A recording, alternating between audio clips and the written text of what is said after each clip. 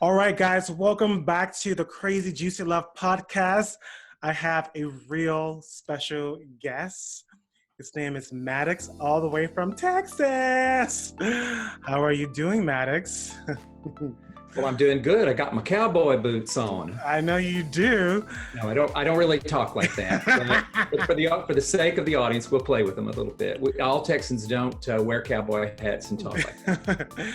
So Maddox is a fellow Calling in the One coach. I had the privilege of working with him doing my program, and now he's a Calling in the One coach. And he's also, I was reading on your website, you're a Law of Attraction coach. I am curious, what does that mean? Like, did you get certified in that? Like, can you tell me a little bit about, like, what is the Law of Attraction coach? I gained my certification the latter part of 2016. It was a year-long curriculum, and it was nothing short of amazing. But basically, what the Law of Attraction states is that the things that we focus on, the things we hold our thoughts on, the things that we feel in our body have an energy that attracts like to it. Mm-hmm. So if you are feeling good, feeling happy, and you're thinking good thoughts, then that energy draws like energy to it. If you're down in the dumps feeling gray and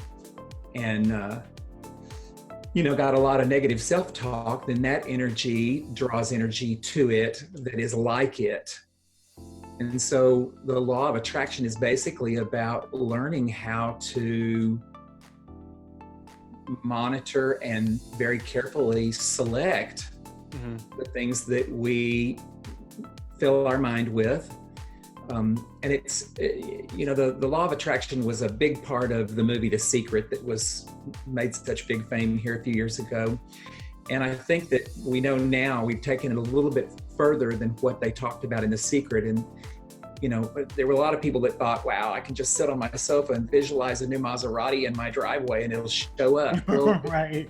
It's a lot deeper than just your thought process. You have to bring feelings into it, because the feelings are where the real energy is. Mm-hmm. So if you think about something you want to have in your life, a new relationship, you think about that, you visualize that, but you have to take it a step further. And that's during that thought process and that visualization, you come down out of your head into your body and feel the feelings that would be in your body if you already had that in your life, whatever that is.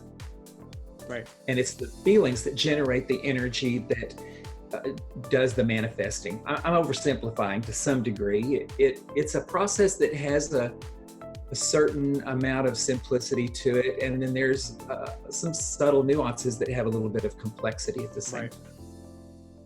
Now, how did you even get into coaching? I know I have a unique way it sort of found me, so I'm curious, because I know for the audience that you own a hair salon.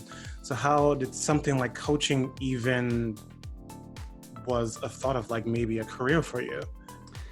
Well, some years ago when coaching started to get publicity, I remember picking up a magazine and reading an article about it. I mean, at that point, I had never even heard of it. If you heard the word coach, you thought football coach, basketball. Right. And so I read this article about life coaching, and it was this new thing, and read the entire article and thought about, my interactions with my clients at the salon. And my reaction after reading the article was, well, heck, I've been doing that for years, and was intrigued by the whole notion of coaching as a profession. And then in 2005, I went through a really dark period in my life. I was single and had been for about 4 years, was lonely. I was kind of going through a period of burnout. You know, you experience burnout from time to time, and you kind of have to recreate yourself. I was going through a little bit of a burnout in the beauty industry. And as a result, you know, my finances were suffering. So there wasn't, I mean, looking back now, I say, you know, some of that stuff was what we now call first world problems. But at the time, it didn't feel that way. It felt like I was, you know, in a shithole. And one day I was at the gym, you know, and I'm like on the machine and I'm doing my workout. And all of a sudden I realized in the midst of, you know, pumping the iron, I realized that in my mind, I was writing goodbye letters to my loved ones. Really? And I had this, oh shit moment. Like, what are you doing? You're writing goodbye letters to the people you love.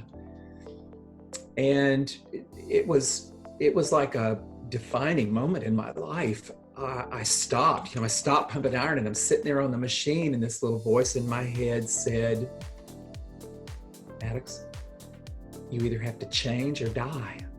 What's it going to be? Wow. And I thought, you know, I didn't really want to die. So I thought, I guess that means I have to change. But, you know, I had already done, probably nearly 20 years of personal growth work. And I was like, you know, it's not like I haven't worked on myself. I've done a lot of personal growth work, read a lot of books, been through seminars, worked with therapists. And I'm like going, wow, what's next? You know, I'm down and out, and I've already done everything I know to do. And, you know, the little voice just said, hang on, just hang on. And about 3 weeks later, I was scheduled to attend T. Harv Eker's Millionaire Mind seminar. It's a weekend thing that he does. Probably was over 1,000 people there. It was insane. It was so huge. And during the weekend, they rolled out and introduced a coaching program and invited us to step to the back of the room if we were interested and sign a year-long contract for coaching. Well, I'm up kind of in the front row of this seminar because I knew I needed help, you know, and there was the walk to the back, and I'm sitting there in my chair and I'm thinking, you can't afford that. You're already having financial issues. You can't afford that. It was a year-long commitment. And the little voice in my head once again said, well, it's not really going to matter if you're dead. Wow. And I stood up, marched my ass back to that table, and signed on the dotted line. And I really didn't know how I was going to pay for that. It took about 90 days to be matched with a coach. It wasn't a fast process, but finally I got, in early 2006, I got matched with a coach, and it was just beyond remarkable to me about how quickly she was able to guide me through turning my life around. I mean, really turning it around. Suddenly I had projects that I was doing that I was all into. I was going and getting some continuing education in the beauty industry to kind of reinvent myself and get excited about my career again. Within about 3 months after that, I met somebody and got in a relationship. And although that relationship was not a terribly long-term relationship, it turned out to be the most significant relationship I've had to date. And it was just a life-saving event. Wow. I don't know that I would be sitting here talking to you right now if I hadn't been through that series of events led to work with this coach. And as my life turned around and I came to the point where, you know, I was out of the woods, so to speak, I thought, wow, this was the most incredible thing I had ever done. Wow. And it made me realize, you know, I want to do this. And I started studying. I started studying coaching. started practicing. I didn't get terribly serious about it until 2015, but for the last, now I'm into the 4th year of being quite serious about it. It is my life's work. Now, how did you even discover Calling in the One coaching practice? You know, when you're in an industry, no matter what the industry, but in coaching, you seek out resources and you end up getting on these mailing lists for all these different gurus, coaches, podcast hosts. You get on all these mailing lists. And sometimes I get so many emails from these sources that can't even look at all of them.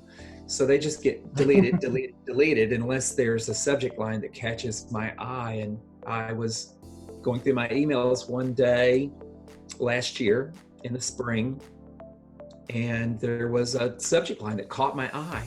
Normally I would just delete, but caught my eye, clicked on it, read a little bit, clicked through the video to, through the web page to a video, and it was an opportunity to sign up for a 1-hour webinar, and it was this dating coach, and his name escapes me right now, Ken Page of Deeper Dating. And he was interviewing Catherine Woodward Thomas, the author of Calling in the One.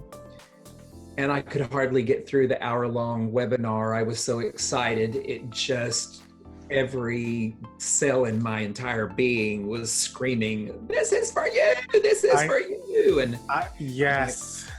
I felt the same way when I saw the article, because my friend had been pushing me to do investigation about Calling the One. I didn't even know it was a program. And I was doing research on coaches, and then I saw the article like by mistake, and which there's no mistakes. I come to find there's no coincidences, you know. And I was like, this is interesting. And then as I was reading the website, and I was just like, I got so emotional by every single thing that she was saying. And I was like, oh my God, I think this is what I was meant to do. I felt like I had my whole life that has been like flashed before me. Like this was preparing me for this moment. It resonated with me so much. Was that the same thing for you when you found out about the course? Oh my gosh, I couldn't get him on the phone fast enough to say, what do I got to do to be part of this? And it was, I had to work out some kinks. There was definitely some conflicts in what was going on in my life at the time. In fact, I thought the timing was really off. I was like, wow, when's the next one? And she said, we don't know when the next one is. And so I worked out my conflicts. And now looking back, I thought the timing was not good. No, the timing was flawless. Right. So I want to go back to your company, your business. So I was reading some things when I actually was your YouTube page, and you talk about Inside Job, your post on Inside Job, and how a lot of people look outside of them, and which people don't really realize, like looking outside of them for the answer is not really the way to go, but really looking inside them was really what helped them evolve into the person that they need to be. So how do you talk to me about that, this Inside Job idea, and how do you implement that into your coaching?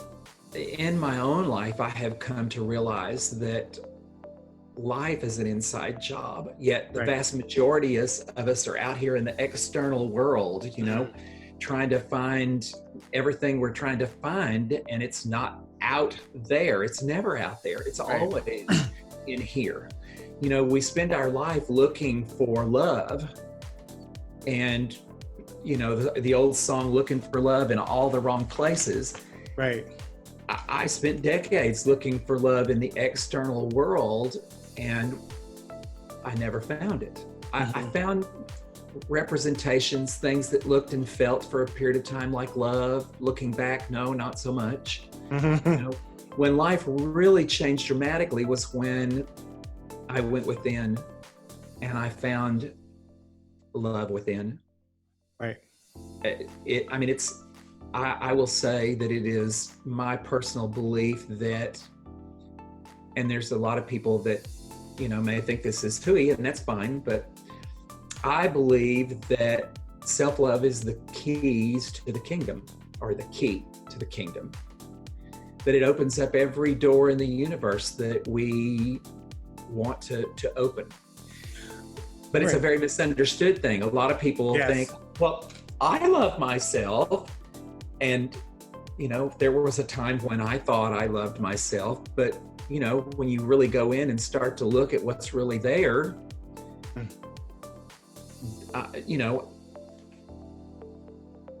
life reflects back to us what's going on inside of us. If you got all kinds of crazy chaos going on out here, you got, relationships that are not going too well, friendships, family stuff, that's a reflection of what's going on in here. Right. I can't help but think about this episode on Sex and the City when she's seeing a therapist, and she was, Carrie was seeing this therapist, and she's like, well, I don't know why I can't find love. All these men do X, Y, and Z. Well, she said, and then the therapist was like, well, there is one common thing that these men all have in common, is you. It's just like, you're the one who's picking them. Until you figure out that and how you're causing these men to leave, then you discover how to keep them, because it's you. They're reflecting back to you what you need to work on with yourself. And I never got that until I started doing Calling in the One. And that really, really woke me up. So speaking of Calling in the One, I'm just curious of because I know you've read the book, you've been coached. I know part of the Calling in the One program, we have to be coached and coach, each other. So tell me about some things that really woke you up by taking on this Calling in the One journey as just I guess a client or a participant of the work, not a coach, but your own personal awakening by doing the Calling in the One work. I was aware before this process that I had patterns in my life. I could see already that each of the relationships that I had been in kind of unfolded the same, Right. It was like, why do I keep attracting the same guy over and over and over again?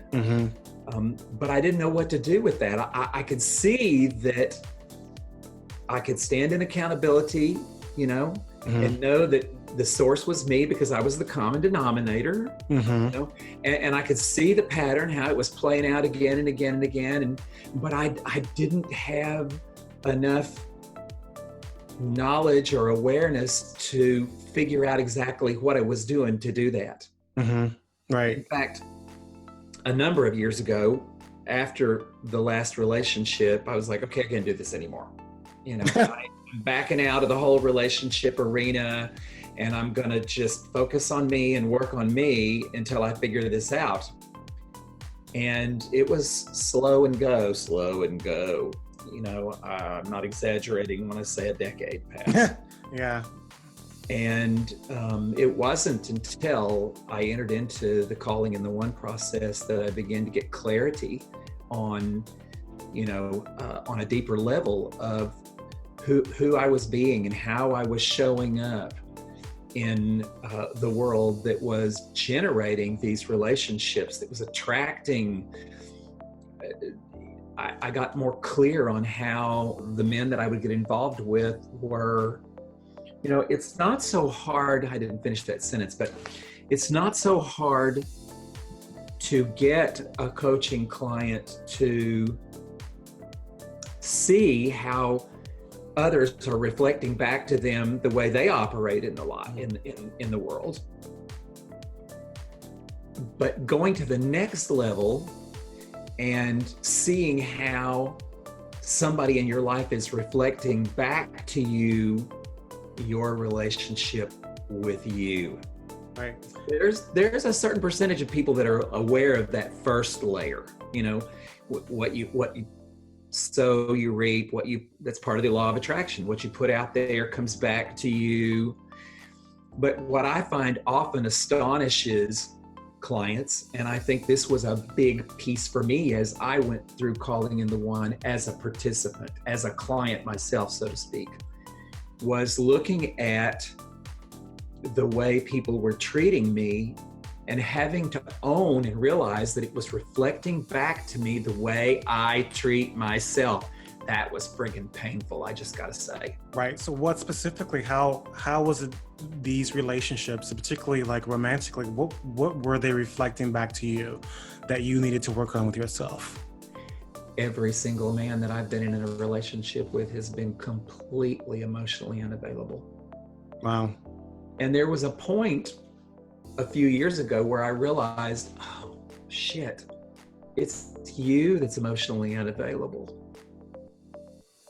But what I didn't realize, I thought, okay, I'm as emotionally unavailable as they are. But what I didn't realize is I was emotionally unavailable with myself. I couldn't even be available to me. And what does that mean? Like how are you generate, like, can you paint me a picture of how you were not emotionally available to yourself? Well, it looks like being attuned to other people's needs more than my own. It looks like being in a certain amount of denial about the way I treat myself. Denial or just complete lack of awareness. I'm not exactly sure which. You know, now through Calling in the One, my awareness has elevated to the degree that I look back and see how insanely critical I've been of myself all of my life. How hard I've been on myself, how I have set almost impossible standards for myself. And then, because I was setting such high standards for myself, I projected that out onto everybody in my life and tried to hold everybody else to my standards. Well, you know, there's a saying, that a question that we use in coaching, and that is, so how's that working for you? Right. Well, it wasn't. It totally wasn't. It wasn't working for me on an internal level. And it certainly wasn't working for me in the way that I tried to hold people in my life up to my standards that they never agreed to begin with. Right. And it's like also you can easily write them off because they didn't meet those standards. They were never going to meet those standards. Exactly. Through this process, as I have learned to become my own friend and my own lover,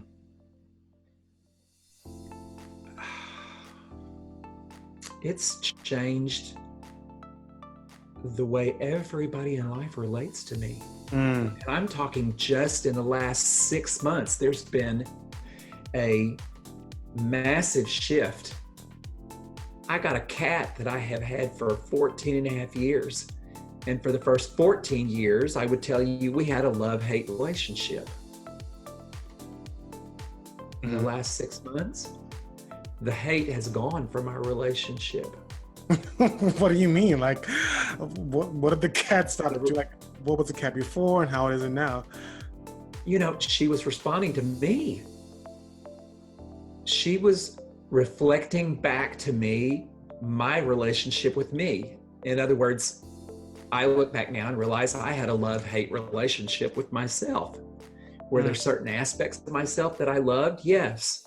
Were there other aspects that I didn't and wouldn't love? Yes. And now I see that she reflected that back to me. Once I began to embrace and love all of me, the warts, the moles, the scars, it doesn't matter, you know, whether we're talking literal or metaphorical. It transformed my relationship with her and with everybody in my life. Like the whole world is responding to me differently now than just 6 months ago. And it's such a marked difference. I look in the mirror and I go, who are you? And whose life is this? Because it's changed that dramatically. Wow. I mean, it's such powerful work. I'm so happy to be a part of it. And I just, particularly men have a hard time really going within. I mean, what is your take on like why do men have a hard time looking within? And like a lot of men don't know the benefits of like this kind of work will help them in with themselves and their relationships. So what is it about men that have a hard time looking within? This is speculation on my part because even though I am a man, I can't speak for anybody but myself. Right. But I think that primarily it's the way we socialize men in our culture. And there are other cultures that socialize men in a similar way. Mm-hmm. But, there is a body of evidence now. There's documentaries.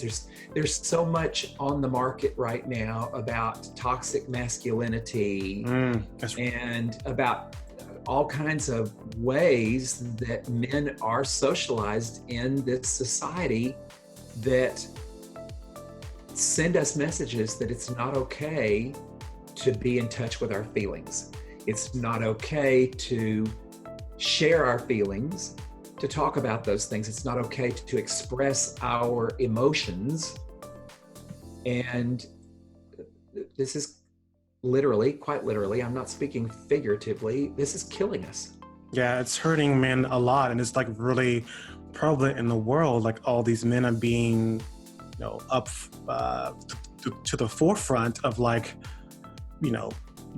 the Me Too movements and all these political parties of like these sort of hurt children from the past has been really showing up, and they're being accused for it and being attacked for it because a lot of men have a hard time really like connecting it and showing, and we sometimes associate that with being weak.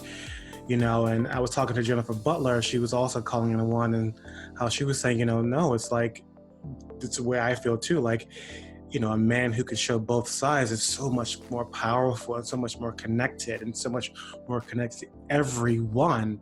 And you feel a part of everyone. It's such power when you can identify all the blocks and things that's holding us back. To love, to be powerful, to connect with our employees. I'm sure you could probably see a difference in your salon, like how people connect with you and your clients too. Yes, absolutely. When you look at statistics, you find that the vast majority of domestic violence or any violence is perpetrated by men. Right. The vast majority of suicide is by men. Right. The vast majority of homicide is by men. Because they have no outlet, they don't talk to each other, we don't relate to each other, we don't share anything with each other. And it's like really all this pent up anxiety, emotions, resentment, all these things are being expressed through violence. Well, because there's when you can't in a healthy manner negotiate your feelings and your emotions, when it's in what we call shadow, shadow is anything that we hide, deny, or repress, it will always, and I mean always, come out sideways. Say it again. When you hide, deny, repress.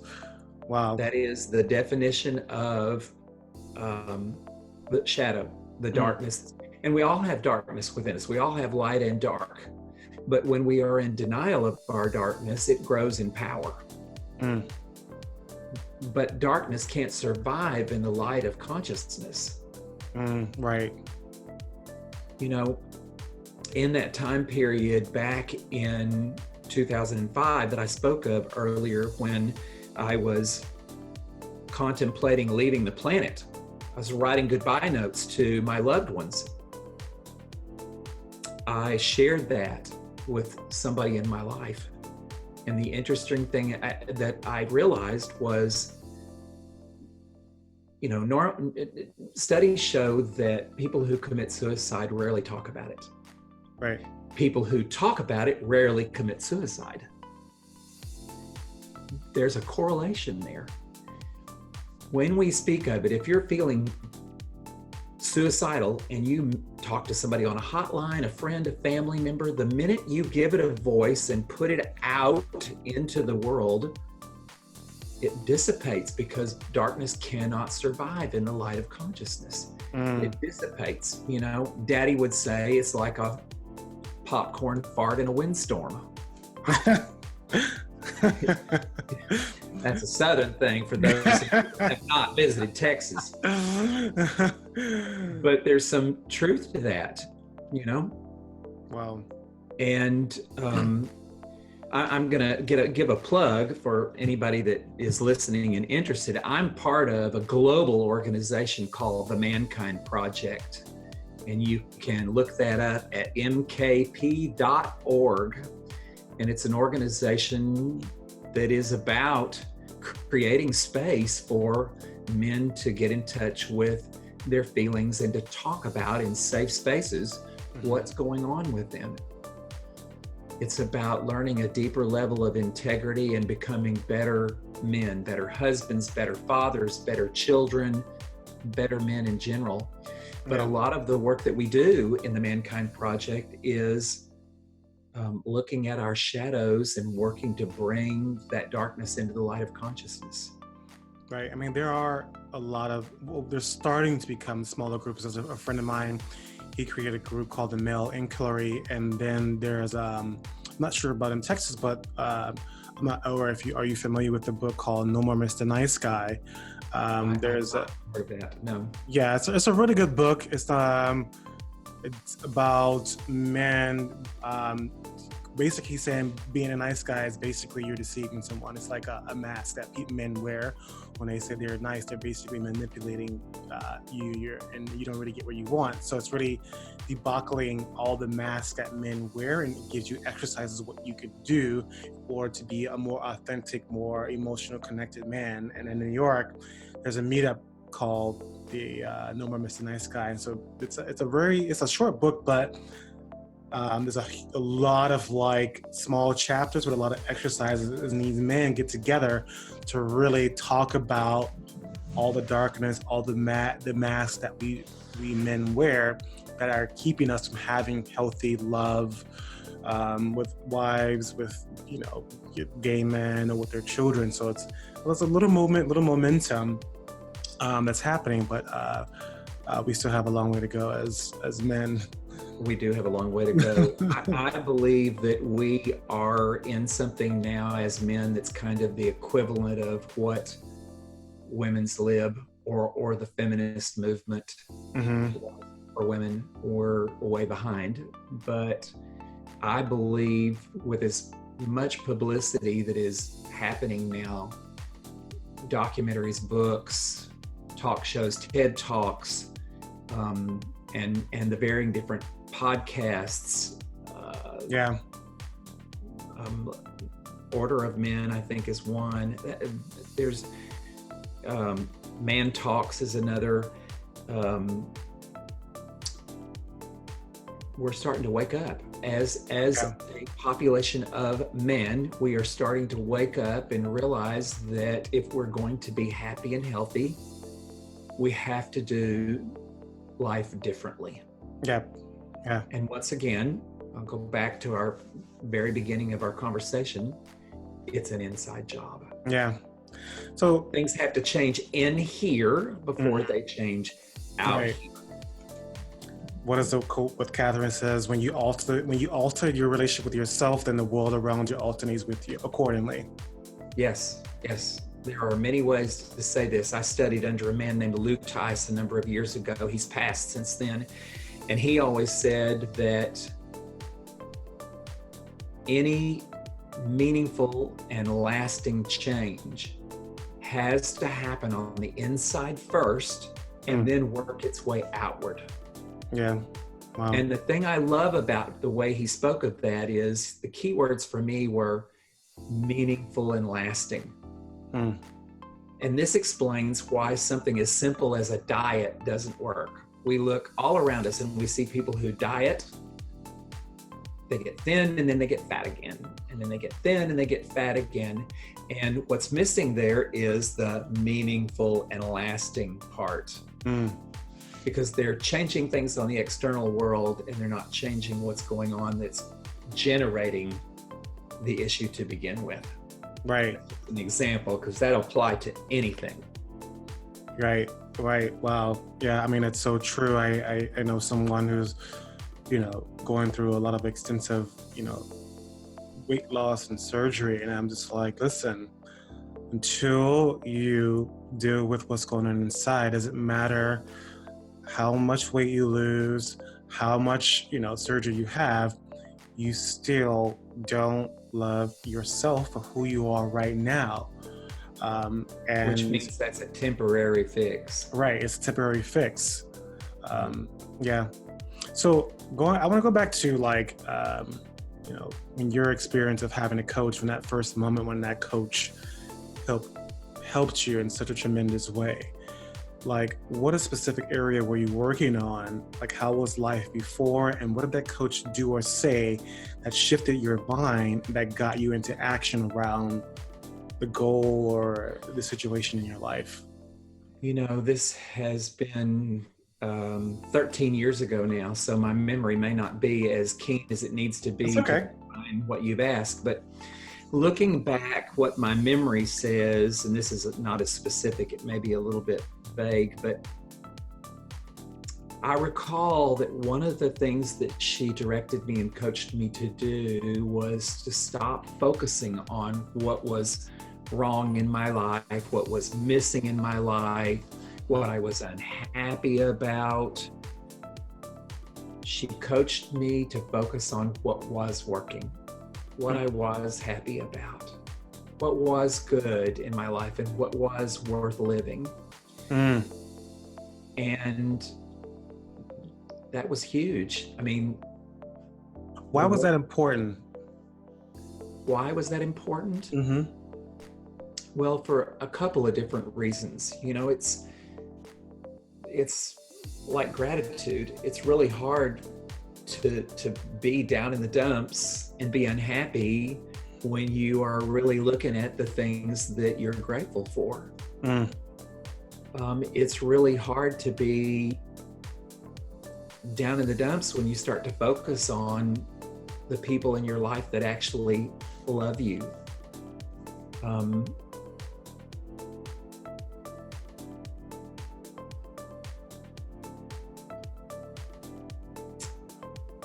It's back to that law of attraction. You generate that energy. Anybody that's ever sat down and made a gratitude list knows that they got up feeling different than they did before they started making that gratitude list.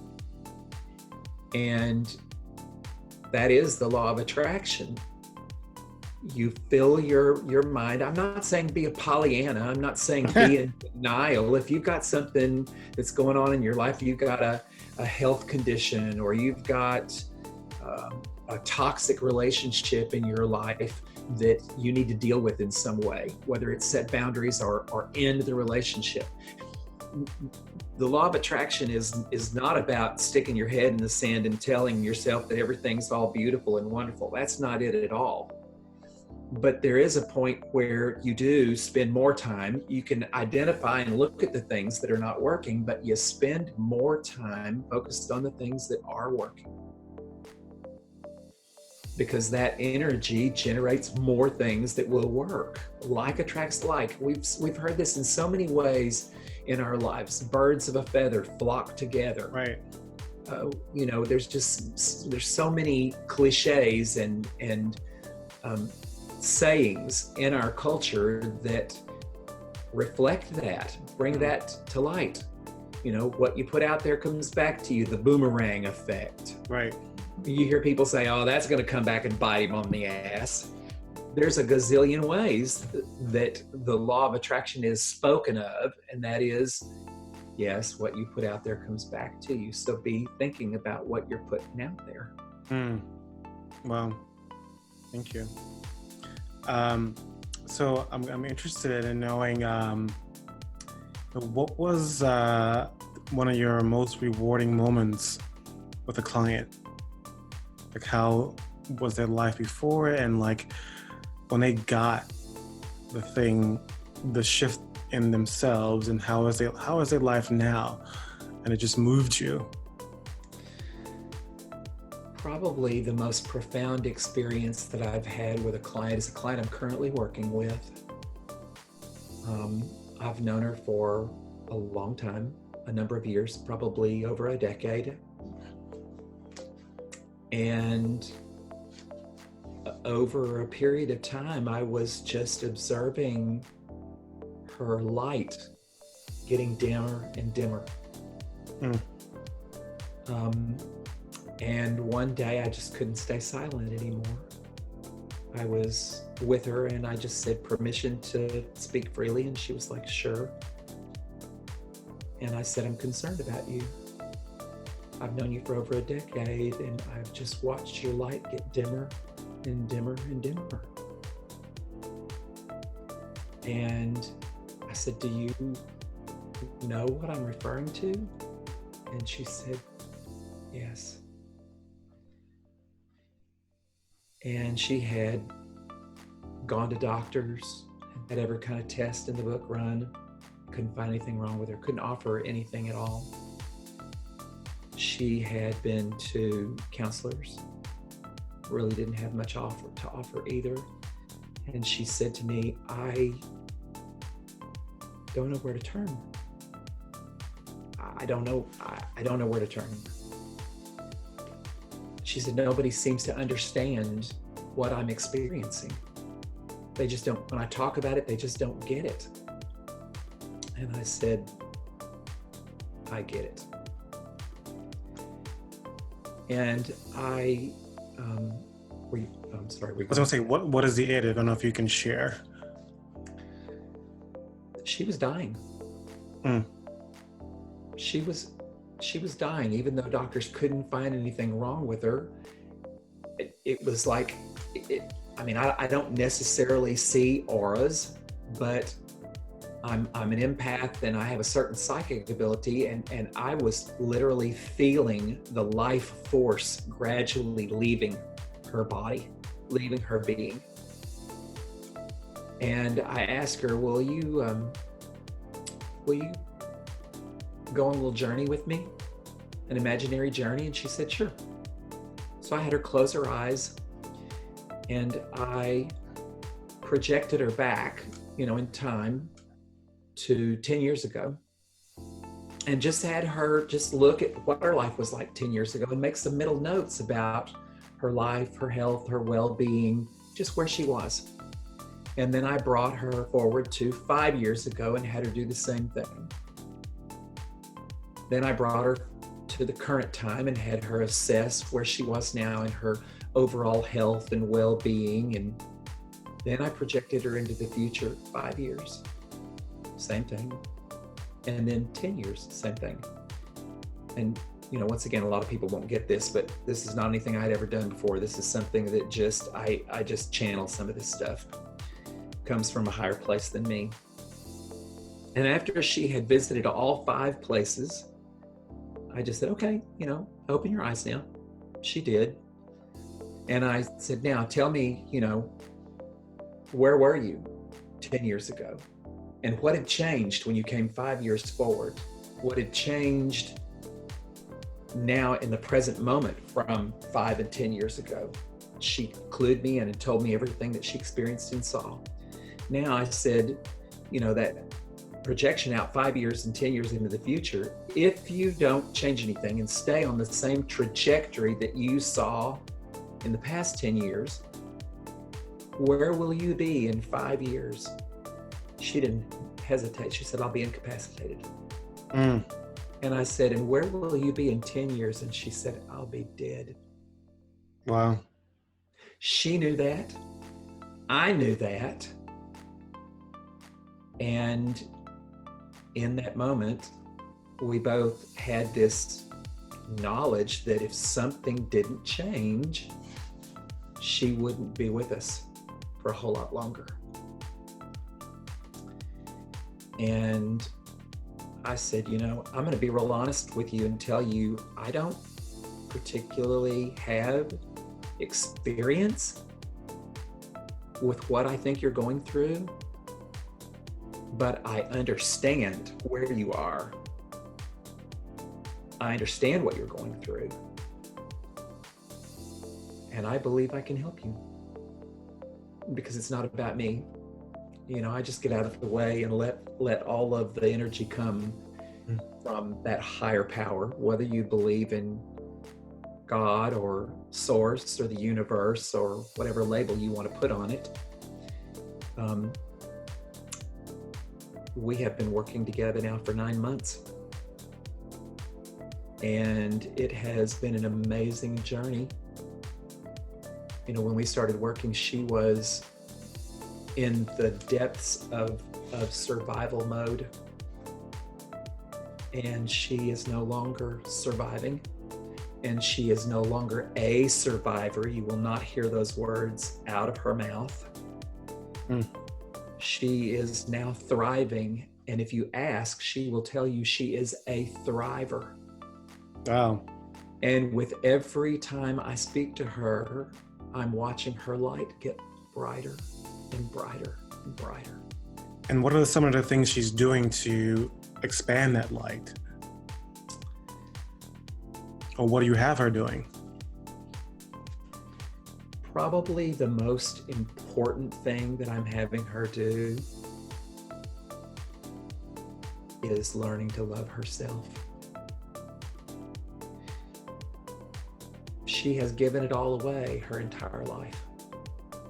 It's always been about everybody else's needs and everybody else's wants. She took care of everyone in her life, except for her. Wow. And what happens when you do that, when you're willing to take care of other people to that depth and that degree, you attract energy vampires that will then crowd around you and suck off your energy until you're dead. And that's exactly where she was, and that was exactly where she was going. And so she's had to learn how to shield herself. She's had to learn how to set really firm boundaries with people in her life. She's had to learn how to end some toxic relationships and move those toxic people out of her life. This client is, in my opinion, a rock star. Now, she had a lot of inspiration, a lot of motivation, because it was either figure this out or start to get your affairs in order. And she wasn't ready to get her affairs in order. So she's taken this process extremely seriously. She comes to our sessions with no resistance. She's willing to try and do just almost anything I suggest. She's read the books that I've recommended. She's a rock star. She's a joy to work with, but it's phenomenal to be able to see somebody in a 9-month period of time be able to turn their life around the way she has turned her life around. What inspires you as a coach?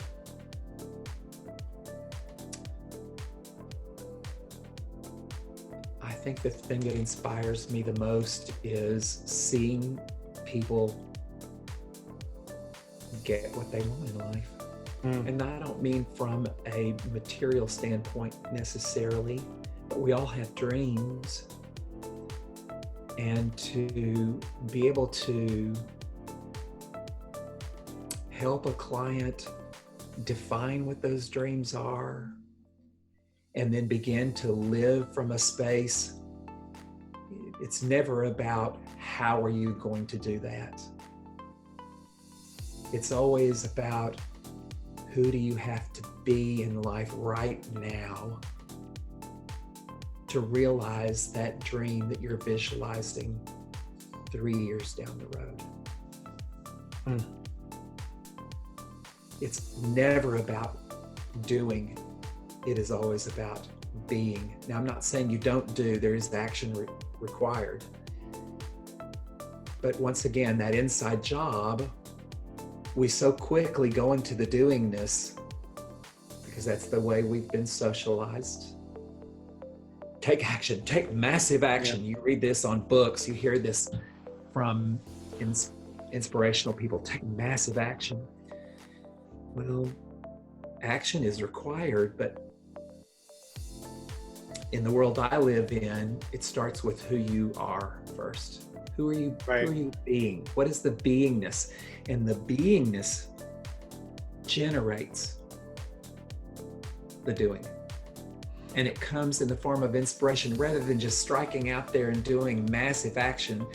It's like if I throw enough crap up on the wall, something will stick. What a waste of time and energy, in my opinion. Yes, I think action's great because we get stuck sometimes, that paralysis thing. But there's such a thing, the law of attraction teaches us there's something called inspired action. And that inspiration comes from who we're choosing to be and how we're choosing to show up in life right here, right now. Right. In the neuro-linguistic programming, they have a formula called be, do, have. Like, who do you have to be? Then from that will inform what do you have to do, and then that informs what do you have to have. What will you have in the result of your be, do, have? Or what is the result that you want? They're linear. They do come in that order. Yeah. Right. So we're about to wrap up. I'm going to ask you a couple of questions. Just let me know what comes to mind. You're going to challenge me, aren't you? I guess so. So what does the life of love mean to you? What does a life of love mean to me? Mm-hmm.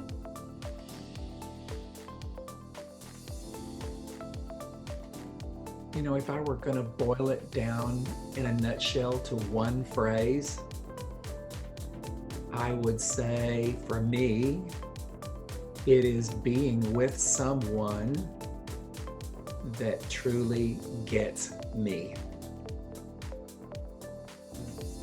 Truly gets me. I have been in multiple serious relationships, 4 to be exact, with men, and only one of them got me. The other 3 just would look at me and kind of scratch the side of their head. Like, you know, they didn't get me. And it was the last relationship that actually got me, and it was the most profound thing I've ever experienced in my life, to be with somebody that actually got me. It in that moment set a deal breaker for me, and that is, I will no longer get in a relationship with somebody that doesn't fully get me. Right, because they get themselves, therefore they can get you. And that's a really beautiful thing, and I think, which is a lot of people in a relationship aren't even with people who even get them. They expect them to get them, but they don't at all. So how do you, as a coach, get out of your own way?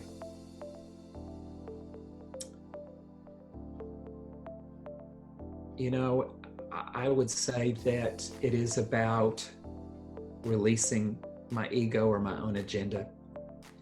I have a ritual that I do before every single coaching session. I did the ritual before you and I got on the call for this interview. I just sit quietly, I close my eyes, and I breathe a little bit to get calm, and then I connect with Source, God, Universe, once again, whatever label you want to give it, and I offer myself up as a conduit. And I specifically say, you know, please do your work through me, in me, and for me, and I will do my very best to get out of the way. I'll be the messenger. Every once in a while, I get a little bit distracted and I forget to do that. My coaching sessions don't go as well when I forget to do that. It's become a very powerful ritual to offer myself up and to say, I'm setting my ego aside. I don't know what's best for that client, but I'm sure you do. Wow. And what is the secret to coaching that you wish people knew?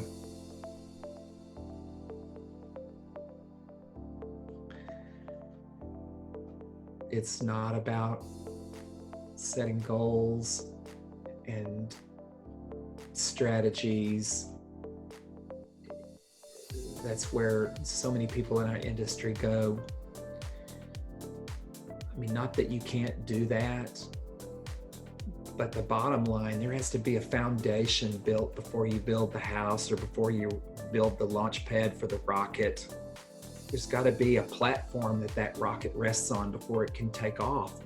And for me, that platform is creating the right mindset. And that's an inside job. The right mindset comes from doing the inner work, doing the self-love work.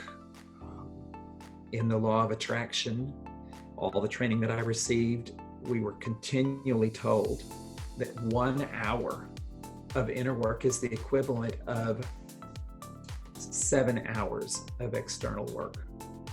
Oh, wow. As I experiment with that, I find it to be quite true. When I can, of course, as a society, all we've ever really done is external work. So you have to really okay, wait a minute. It's so easy to get caught up in that because it's just a habit. It's what we saw our parents do. It's what we saw our teachers do. But when I can really stay in that zone and do my inner work before I start to do the outer work, do the be, do, and have, before I get to the do part, if I really get with my being, get my mindset right, everything else flows from that in an amazingly smooth manner. And I'm not saying that I have that fully mastered. I mean, because we're here to be in process. I kind of laughingly say sometimes, if you had it all down, you'd ascend and sit at the right hand of the Father. And I say that kind of tongue in cheek, but I will be learning and growing right down to my last breath. Well, this is what we're here to do. Yeah. Love, grow, and love. Learn, grow, and love. I'm sure your clients are getting such a loving, endearing, and passionate person, and you take care of them when you're with them. And that's what I get. I love them so intensely, it's not even funny, and I honor them. And last question, what does a juicy love life looks like to you? A juicy love life. The juicy love life, of course, would be with that man who completely got me, and I would completely get him. It's a two-way street. It would include playfulness, a lot of playfulness, silliness. It would include vulnerability, a pretty high level of vulnerability, intimacy. And when I say intimacy, I'm going to say both physical and non-physical intimacy. When you say the word intimate, people immediately think, sex in the bedroom. And, I'm a Scorpio, please. That's a big part of it. But it's also an emotional intimacy. And once again, back to that's challenging for men. It's challenging for some women too, but it's probably, generally speaking, a little more challenging for men. But yeah, juicy love would be adventure. It would be trying new things, whether it's restaurants or different vacations to different locales. It can look a lot of different ways. It looks like being really, really open. And finally, where can people find you on social media, your website? Website is coachmaddox.com.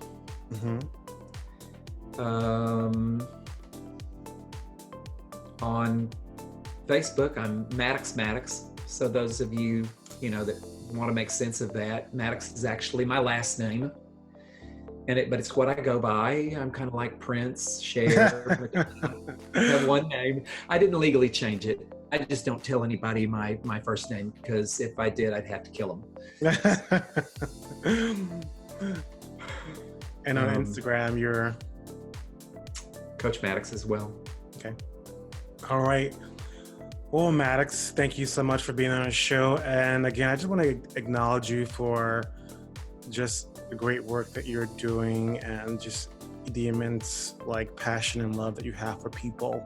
Because people need more men like you in this work, really helping change lives and really just allowing through you as a conduit to seeing what's in the way of them having a life that they want. And that is just so beautiful. And I'm so honored to have you on the show and in life. And thank you for being here. Thank you. I'm very honored to be on the show. This has been really fun. Good. I hope that the listeners think it was as much fun as I did. I really enjoyed it, and I loved your questions. And yep, this was great. Yeah. All righty. All right.